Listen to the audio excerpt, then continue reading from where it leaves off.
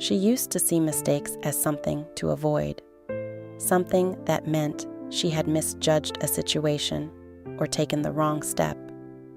And when a result didn't match her expectations, it felt like a setback that needed to be corrected quickly.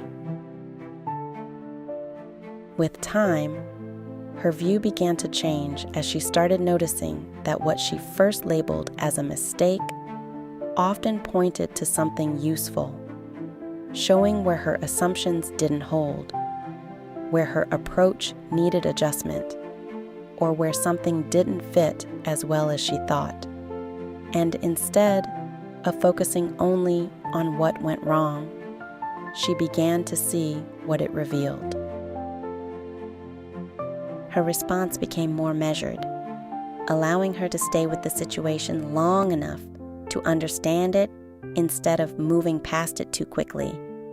And a result that didn't work became something she could examine rather than dismiss, giving her the opportunity to see how she made the decision and what she would do differently next time.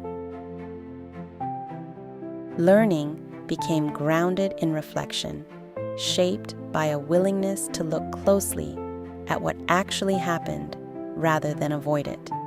And each experience began to offer direction, sometimes gradually, as patterns became visible and certain choices and outcomes pointed toward the same adjustments.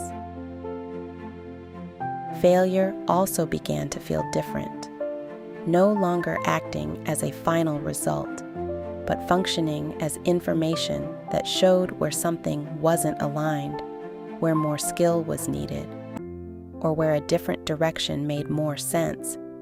And instead of closing a path, it often clarified it in a way that made the next step easier to see.